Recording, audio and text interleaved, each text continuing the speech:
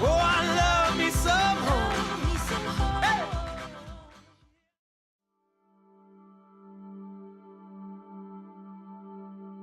It's time to stop letting life happen to us. Our God is too big, and our Savior has sacrificed too much for us to just float through life. Things will happen to us this week, this month, this year. We need to be ready for what is coming, for whatever comes our way. Let us be ready for the battles that we may face, and to be ready for the battles that we will face. Let us use peace, community, and love as weapons and partner with Jesus to be battle ready.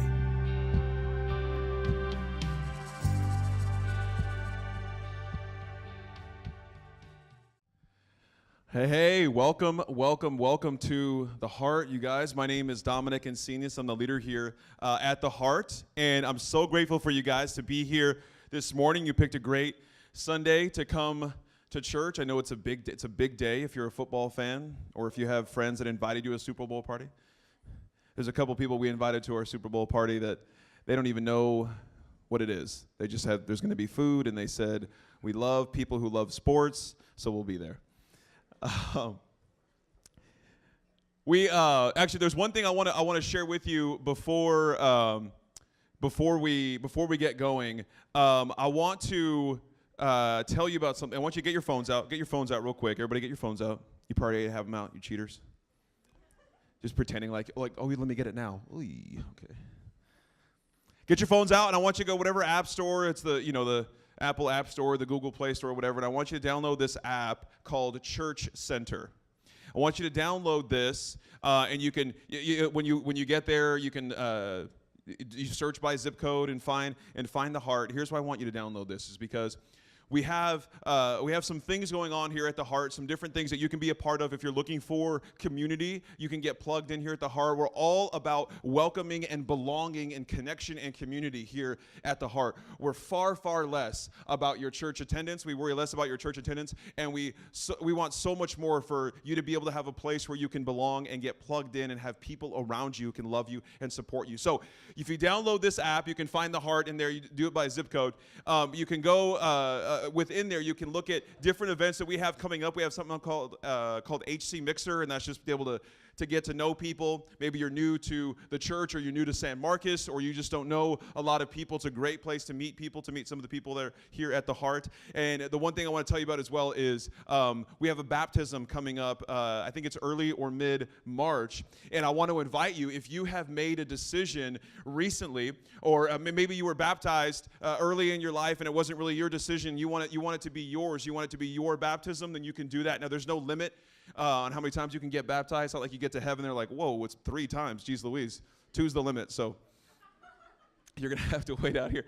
No. So, and if you've made a decision for Jesus in the past, a couple of months, couple of years, couple of weeks, maybe today, I want you to be able to sign up for baptism there. And you can do that straight through this app. Let us know. We can get in contact with you, talk with you about baptism, answer any questions that you might have, okay? And that's all through this Church Center app. So I think that's the only plug that we have for the app. Okay, great.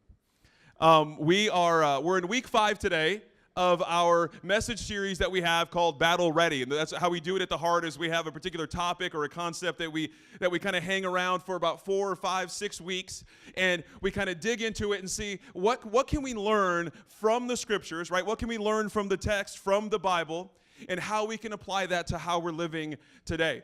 Because there's one thing to read the Bible and look at it for what it is. That, it was in the past, and these people had different problems. They had different issues than we face today. Jesus never had to worry about Wi-Fi going down, or, traffic. I'm sure there wasn't a lot of traffic in Jerusalem. I don't know how it was then. But there's certain things that didn't happen back then that happen now. So what we want to be able to do is pull from what we can read in the Bible, from what we can experience of God, for what other people experienced of God, and how can that apply to us today? How can we be able to live our lives today? A lot of us, that's why we come to church, because we want to know, we have real problems. And we're trying to figure this life out. So how can we do it? How are we supposed to be able to do it? And that's what we're all trying to do here together. We're trying to live this life one day at a time and figure this out one day at a time together. And that's the power of this community, is we're all willing to get into that mess together.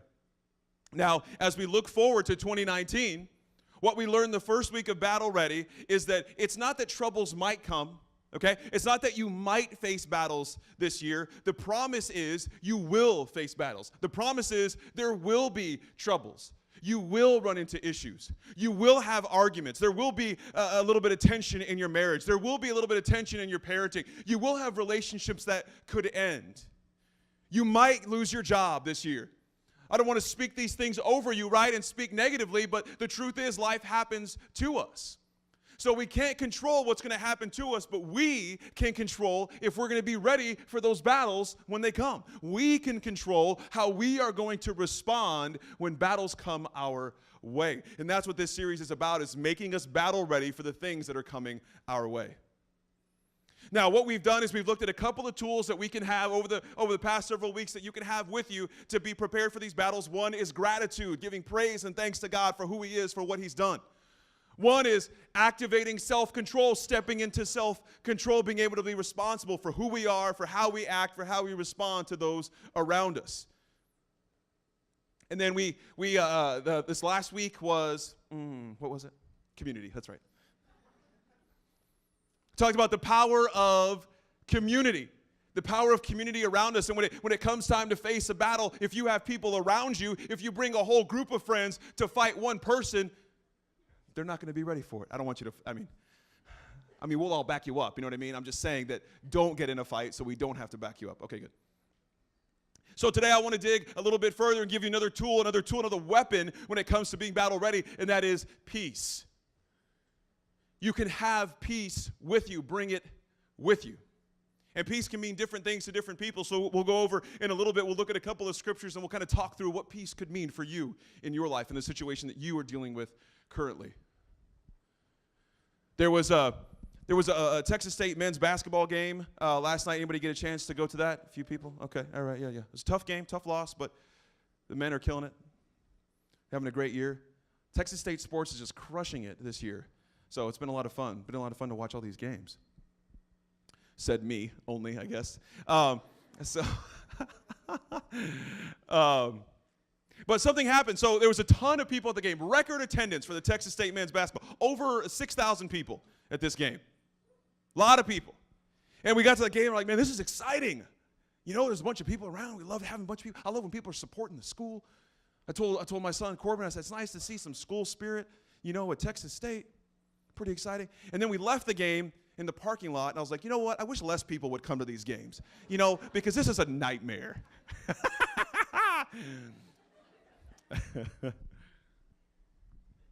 No, so we get in the parking lot, and, you know, you've been in parking lots before. You know how it is. You back up a little bit. Okay, go ahead. It's my turn. Back up. You know. And then people trying to squeeze in, and then somebody cheats, and everybody throws their hands up, you know, like somebody kind of cheats, saying, like, you know, you shouldn't do that.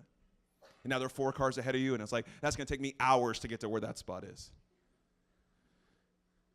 You know, so, and everybody's kind of inching their way, and I noticed something. I had this moment of realization while I was in the parking lot, and maybe this is me just getting older, and that's fine. But I felt like, you know what, yeah, that's fine. Some guy was backing up. I'm like, yeah, go ahead and back up, man, you're fine. No problem. We're all going to get out of here at some day, you know, sometime, at some point. Kind of looked around. I had my wife next to me and my son in the back, and he was with his friend, and they were, you know, playing Fortnite or whatever it is. Just giggling to each other. That's what Fortnite is about, I guess. And I realized, the people I want to hang out with are in this car anyway. Where am I in a rush to go? Just to get to the house so we can all be hanging out together again? And so it was weird. I had a little bit of peace in the middle of this parking lot, and we were nowhere close to getting out of there, you know? But I had a little bit of peace just in that moment. Man, this isn't so bad. I can handle this. And I want you to raise your hand for this. Is anybody, you're that person who's like, you're in a rush everywhere you go? Everywhere you go. Your whole life, you're always in a rush? Not as many brave people as in the 9:30. A couple of these. Where there's like, I can see your hand and nobody else around you can. Some of us are just in a rush everywhere. We're always in a rush. It's hard to find peace that way. But it's not just, maybe it's in traffic. Anybody have a hard time in traffic? Like, just go. go. There's this one time, me and my son were driving, and our window was down, and I think we were at a stoplight, and this girl next to us, she was just in her car by herself, and I don't think she knew that she had her window down, because the light turned green, and the car ahead of her, somebody ahead of you, and that you can see their head like this. It's like, just get off your phone and go, right? So I guess the car in front of her, they had their phone out or something. They didn't go immediately on green. And as loud and as much anger and rage as within her, she goes, "Go!" You guys, that was 10 years ago, and Corbin and I still say that in the car anytime there's a red light. Go! Anyway, that was not part of that. That was for free. See, whatever it is. Do you remember that? Yeah.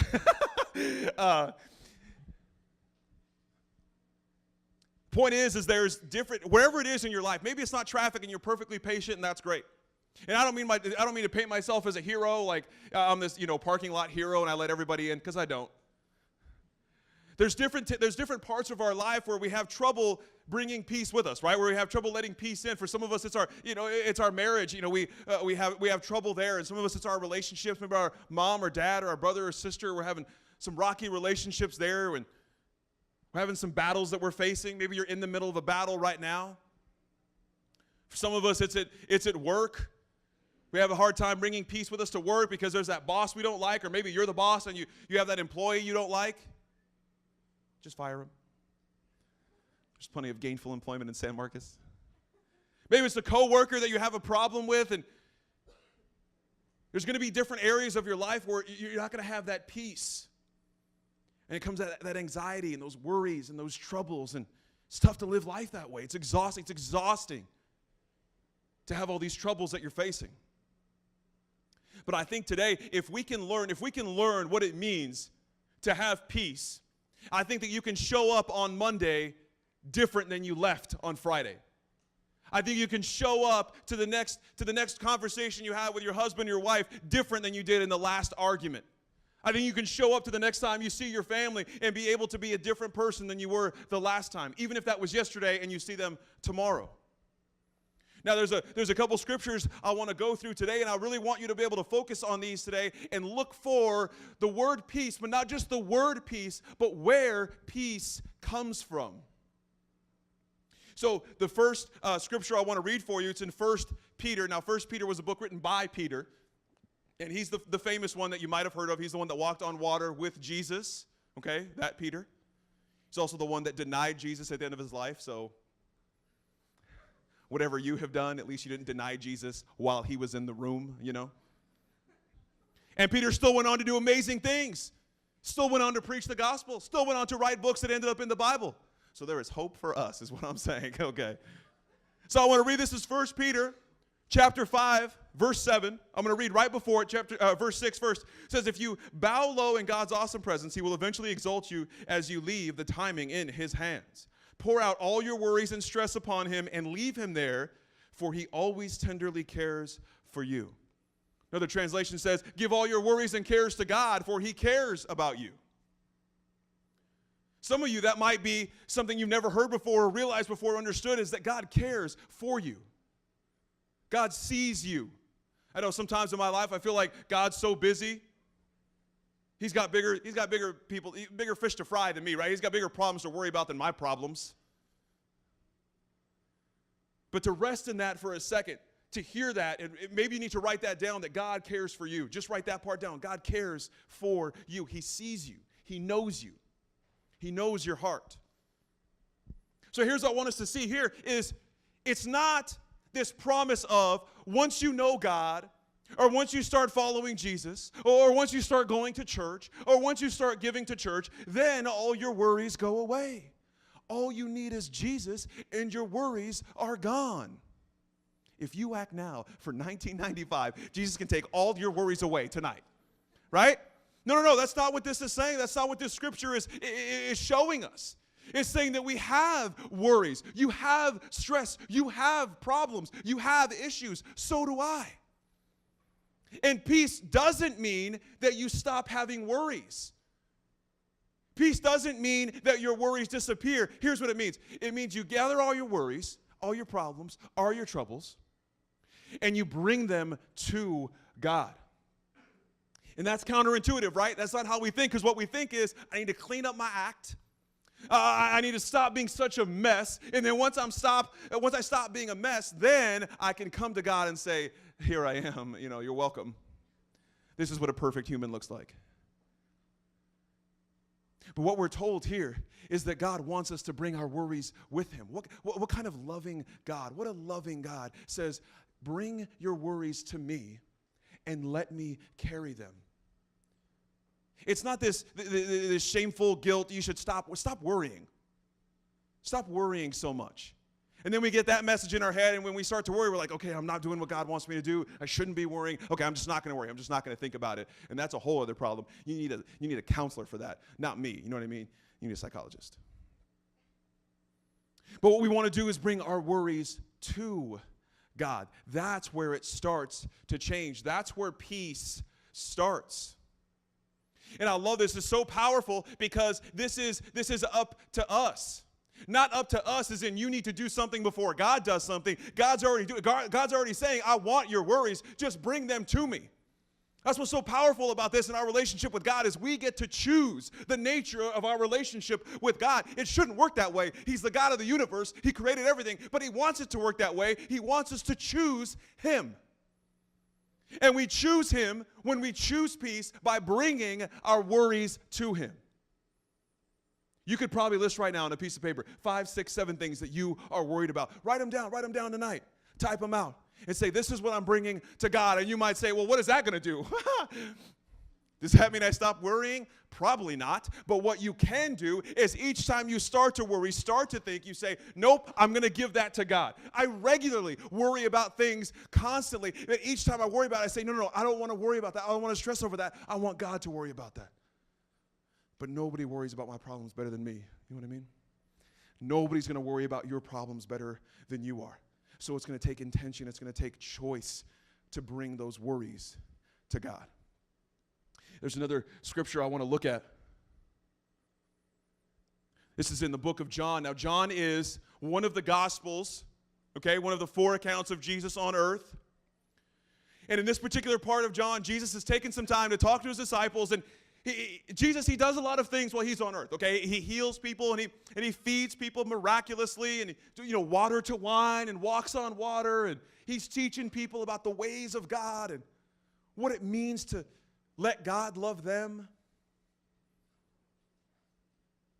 And one of the things he does throughout his time on earth is he's talking to his disciples, and he's training them what life is going to be like when he's gone. Here's how you act when I'm gone. Here's how you talk to people when I'm gone. Here's how people will see you when I'm gone. He's constantly letting them know because Jesus knows he's not going to be on earth physically forever. So he needs to let his disciples know this is how you're going to spread my love, my warmth, my light, my mercy, and my grace. So in this particular part, he wants to tell them about the peace he's going to leave with them.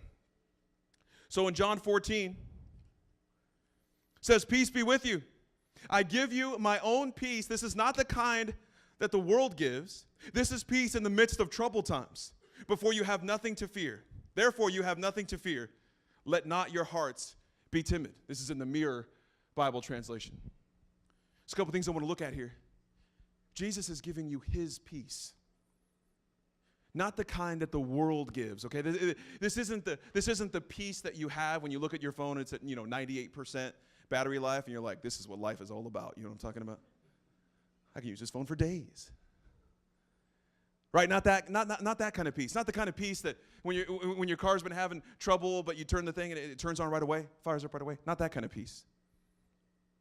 That's the kind of peace that the world can give. That's the kind of peace that comes at the end of a battle or right before a battle. But Jesus wants to give you his peace, the peace that comes from heaven. And that's the kind of peace that will give you rest in the middle of troubled times, in the midst of troubled times, in the middle of a battle. That's what peace from heaven can do. And it's a gift. It's not something you need to work for. It's not something you need to hope for. It's not something you need to beg for. Jesus has given us peace. You don't have to pray for peace, it's yours. You don't have to hope for peace, it's already yours.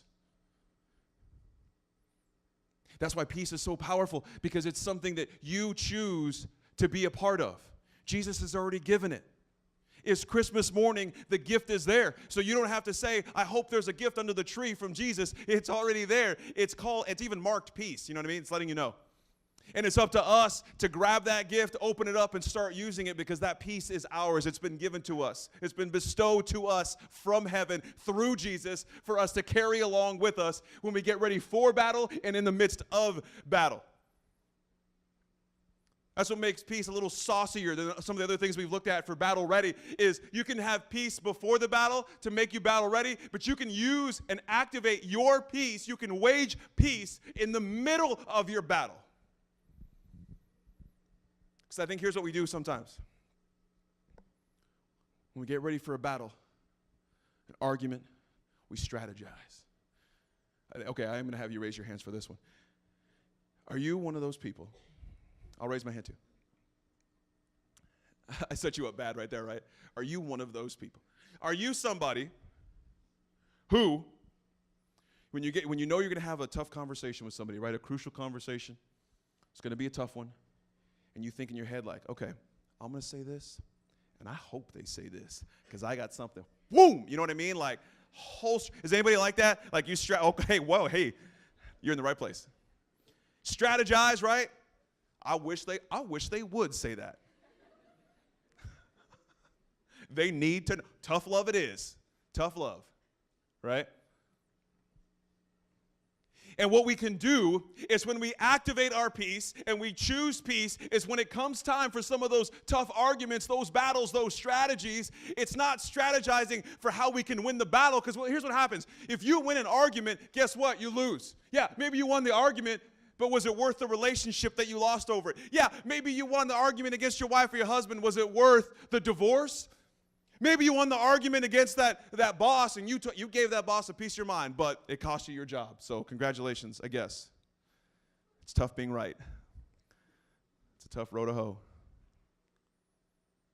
But if we can come to the battle and we can choose peace, then our strategy is not how can we win against this battle. That's not the kind of battles I'm talking about. I'm not talking about battles you're going to face against other people. I'm talking about battles that you're going to face against anger, against frustration, the battle of depression, the battle of anxiety, the battle of despair, the battle of hopelessness. These are the battles that we need to be prepared for and ready for, not to battle others. When we start battling others in our life, we have already lost the battle that we're really trying to fight. And that's where peace comes in, because we can choose peace and bring peace. And something powerful happens when you bring peace, because we start to look a little bit like Jesus, because when Jesus had battles to face, if anyone could have conquered anyone who fought against them, it was Jesus, Son of Heaven, Son of the King. He comes down to heaven. Any battle, the Romans, the Pharisees, anybody who came up against Jesus, he could have defeated them, but it wasn't about that battle. Jesus was not trying to win the battle against the people around him. He was trying to save the people around him. He wasn't trying to win the battle of the people that were trying to kill him. He was trying to save the people who were trying to kill him. Jesus was fighting the battle against sin and bondage and hatred and fear and death. And he said the only way to win that battle is with peace. It's the only way. Can you imagine what an argument would look like? If somebody, imagine your house right now, wherever the tension is. Somebody wants to argue with you, and your strategy is not how to win the argument, but your strategy is, how peaceful can I make this conversation? They probably think you're drunk or high. Now, I don't know if you are or not. I mean, that's your... It could look so different.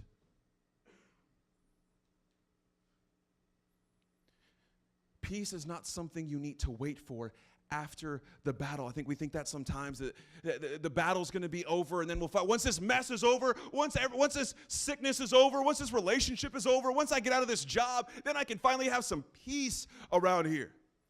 And I'm telling you that the peace that comes from heaven, that doesn't come after a battle. It doesn't come after a problem. It's the strategy for the battle. It's the strategy for the problem.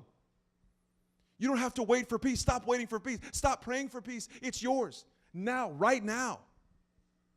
You don't have to sign anything. You don't have to agree to anything. You don't have to memorize anything. Peace is yours.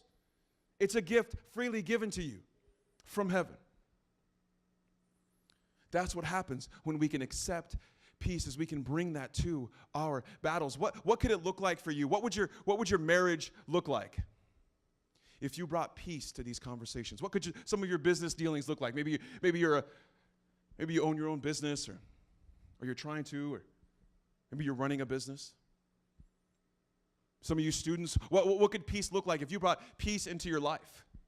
And it's tough. It's not easy. I'm not telling you it's easy. It's not easy to choose peace because our emotions will lie to us. They are dirty, rotten liars, and they don't care about you. They only care about themselves. Because anger will come into your life, and anger will say, you were hurt, and we're going to do something about it. And you're like, yeah, we will. Good idea. And then you fire off. Hey, here's the deal. If somebody hurts us and we hurt them back, big whoop. Anybody can do that. Anybody can do that. It takes no restraint to fire back when fired upon. But it takes intention and peace and mercy and love to get fired upon and fight back with peace. That's what peace can do. That's what peace changes.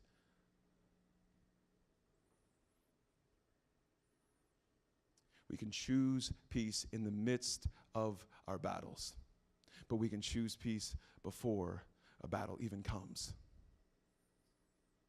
So what could your work look like if you were bringing peace? What could your family, what could your marriage? What about your kids? Anybody go to battle with their kids every day? Bedtime. Eat your food. Eat your food. It's so funny. We want kids to eat when we eat. Just sit down and eat. It's eating time. I don't care if you're hungry. That's not what I asked. I don't care if you're tired. Close your eyes. Just things that loving parents say to their children.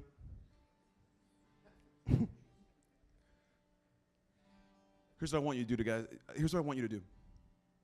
What I want from you guys is when you walk out of here, maybe you have a tough conversation coming up with somebody you work with. You have a tough conversation coming up with maybe your husband or your wife or someone in your family, your brother or sister. Here's what I want for you, is when you walk out of here, you are armed with something as powerful as peace to be able to have these conversations. You're armed with peace, and what that will do for you is it won't change the tough conversation that's coming, because it's coming. You're going to have it. It's going to be uncomfortable. It's going to be awkward. Nobody likes those conversations. But if you are armed and ready and empowered to bring peace, then you can spread that through your family. You can spread that through where you work.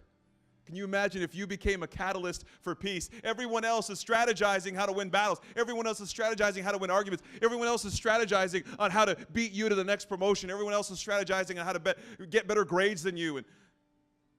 And you can just change all that and bring peace to every single one of those situations. So I don't know where it is that you need peace today, but I want you to know that you can have it now. You don't need to wait.